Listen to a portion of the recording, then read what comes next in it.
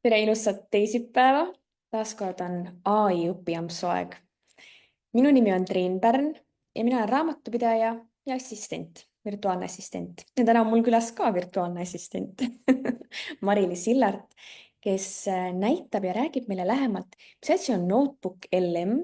Ma natuke vaatasin juba ette ära, et Notebook LM on siis Google'i loodud tehisintellektil põhinev tööriist, mis kindlasti on kasuks ka sinu töös ja tavaelus. Ja Mari-Li näitab meile lähemalt ja räägib sellest. Ja tere, et väga tore, et mind siia kutsusite ja loodetavasti siis saan näidata midagi kasulikku täna. Nii, kas minu ekraan on näha? Ja väga hästi. Notebook LM on siis Google'i oma, mis põhineb Gemini keelemudelil ja tegemist on siis sellise AI põhise teabeotsingu assistendiga, mis siis kasutab vastamisel ainult sinu sisestatud allikaid. Ja mina näitan siis täna tasuta versiooni, aga olemas on ka plussversioon, millel on siis natukene rohkem selliseid lisafunktsioone. Ja võib-olla on hea teada, et alates selle aasta veebruarist on plussversioon kättesaadav ka tasulise Google Workspace kasutajatele.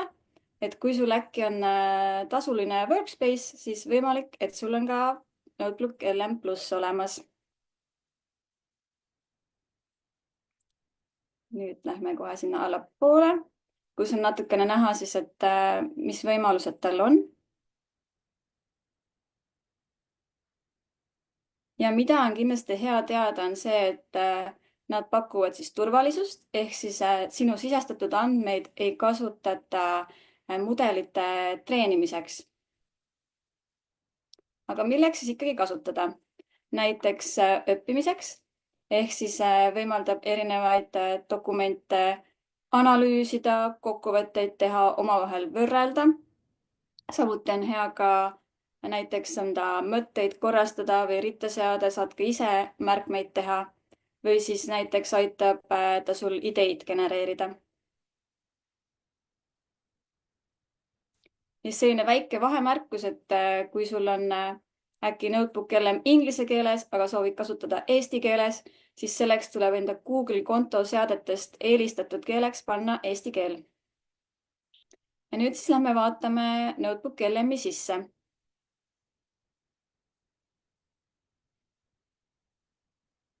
Avalehel on siis näha projektid. Väga mugav, et saad erinevaid projekte teha. Ja avades on näha, et vasakul pool on allikad. Ülevalt saad allikaid lisada.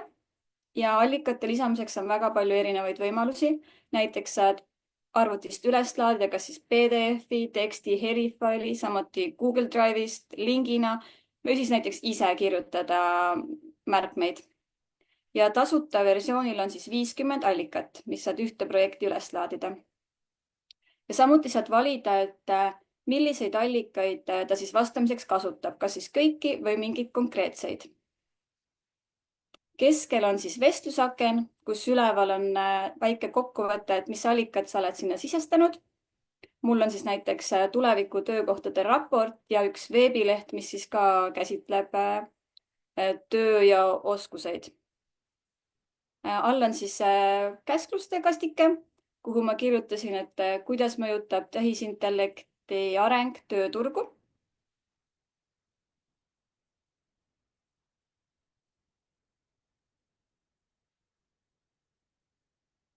Ja mis on hea, on see, et ta vastamisel näitab ära ka viited, et kus kohast ta täpselt infot võttis. Et kui sa lähed lihtsalt selle viitekese peale, siis ta näitab sellist väikest kastikest, aga kui sa vajutad, siis ta näitab ära konkreetse koha dokumendist, kus ta selle info võttis. Ja üleval on ka siis dokumendi nimi, et teeb eriti mugavaks, kui näiteks palju allikaid. Ja ülevalt nurgas siis saab kinni panna. Järgmisena ma andsin talle käskluse kirjutada blogipostitus. Aga kuna see võimaldab ka näiteks helifaile lisada, saad näiteks öelda talle, et tee kas siis podcastist kokkuvõte või võrdle omavahel mingeid kasutustingimusi, lepingupunkte, analüüsi mul seda õigusdokumenti, et paremini seda keerulist asja enda jaoks mõistetavaks teha. Või siis jah, et saad ka oma tööprotsessi kiirendada kokkuvõtete abil. Ja nüüd täitsa ilusti tegi siin sellise blogipostituse, kus saad siis kas võtta ideid või kasutadki sedasama infot, lihtsalt siis natukene tuleb seda sõnastust paremaks teha, et see ei oleks liiga punkt-punkti haaval. Ja mida on oluline meeles pidada, on see, et ta ei salvesta automaatselt vestlusi, et sa pead selle ise märkmetesse salvestama. Seal all on see nupuke olemas ja siis ta kuvab selle märkme sinna paremale poole külge.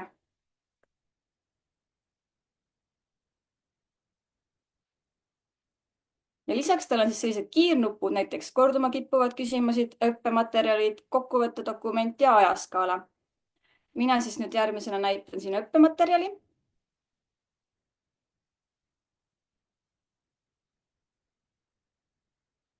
See genereerimine natukene võtab tal aega. Ja nüüd õppematerjalist ta tõi sellise lühivastustega testi ja allpool on ka siis vastused küsimusele, et seda on siis väga hea kasutada näiteks kas iseõppimiseks või näiteks õpetajatele, et saad kiiremini materjale koostada. Ja olid veel ka essee küsimused ja mõisted siis tal seal välja pakutud. Lisaks saab korduma kippuvaid küsimusi teha nende allikate põhjal. Saad ka näiteks siis oma veebilehe teksti jaoks seda kasutada või on mingi kursus tulemas, et teed selle jaoks selle kokku korduma kippuvad küsimused.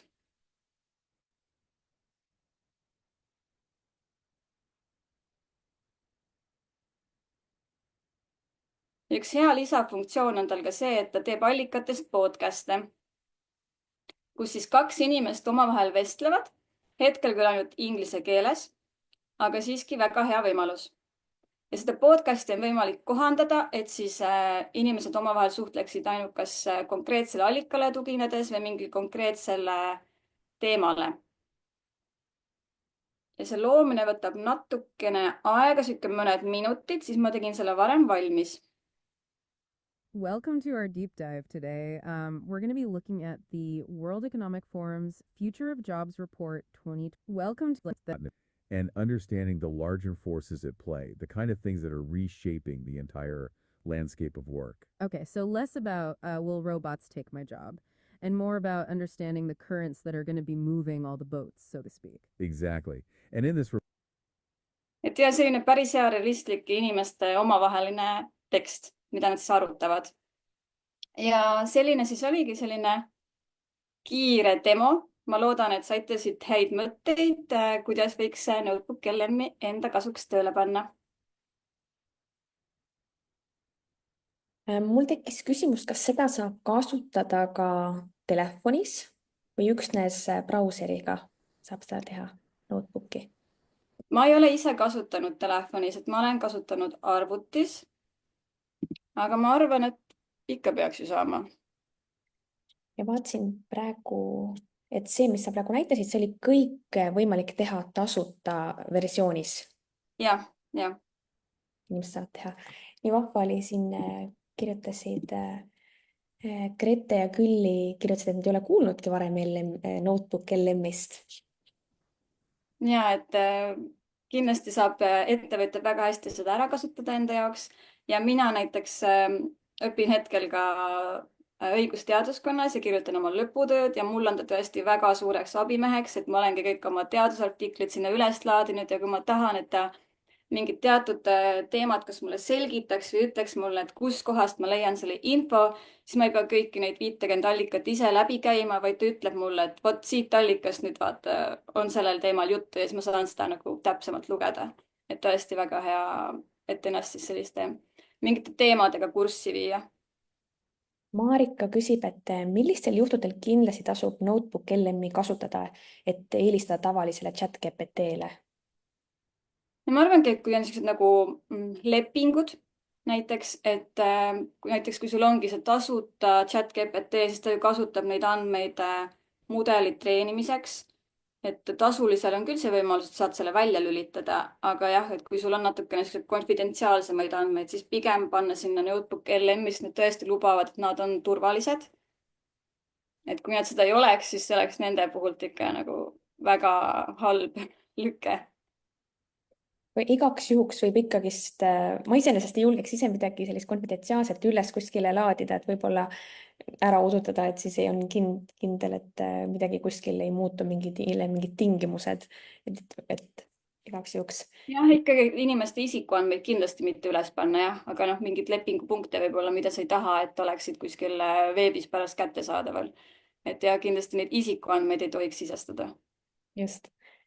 Ulvi küsib, et kui olen 50 allikat juba ära kasutanud, kas saan siis uues projektis jälle 50 allikat kasutada?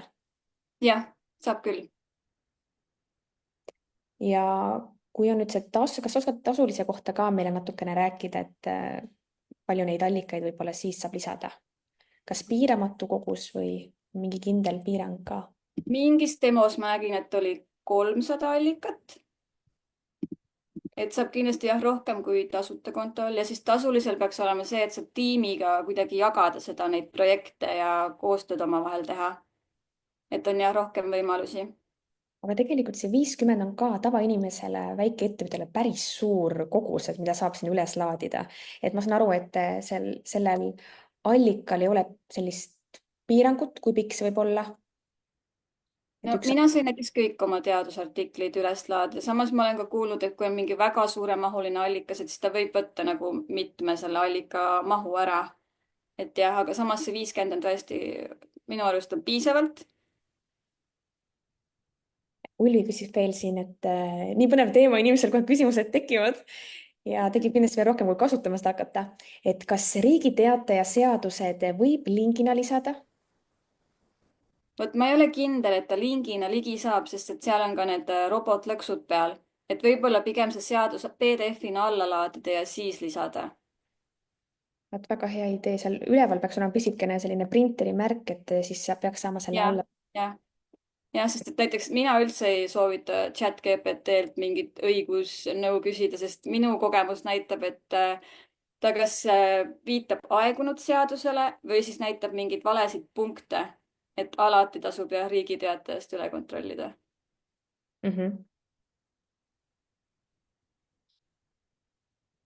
Väga kihvt.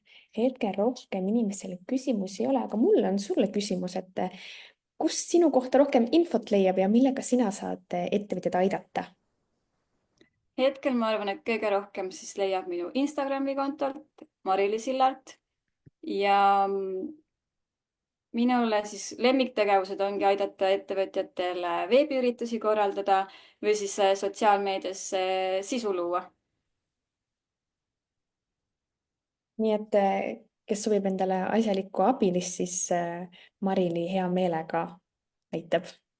Ja mulle vabalt kirjutada. Panin siia kommentaaridesse ka Mari-Li Instagrami konto, et saab tema tegemistega rohkem kursis olla. Suured tänud, Mari-Li, et sa võtsid selle pakkumise kohe kinni, ütlesid, et ma tulen näitan Notebook LM-i. Hästi vahva. Ja ka kuulajad, kes täna meid kuulasid, 20 inimest kuulas meid täna otse ja hiljem saab siis järelvaadata ka YouTube'ist. Ja loodan, et oli kasulik ja head katsetamist. Ja me kohtume sellel reedel veebikooli Facebooki lehel ja külas on meil raamatupidaja ja ettevõtlusmentor Katrin Pusiane. Ja me räägime sellest, et kui sa käid palgatööl või oled näiteks lapsega kodune ja hakkad vaikselt selle äriga tegelema, et millal on see õige hetk siis ettevõtte registreerida, kas FIE või OÜ, nii et kõik küsimused lauge lagedale sellel reedel ja kohtume juba reedel kell 10. Aitäh! Ilusat päeva! Päeva!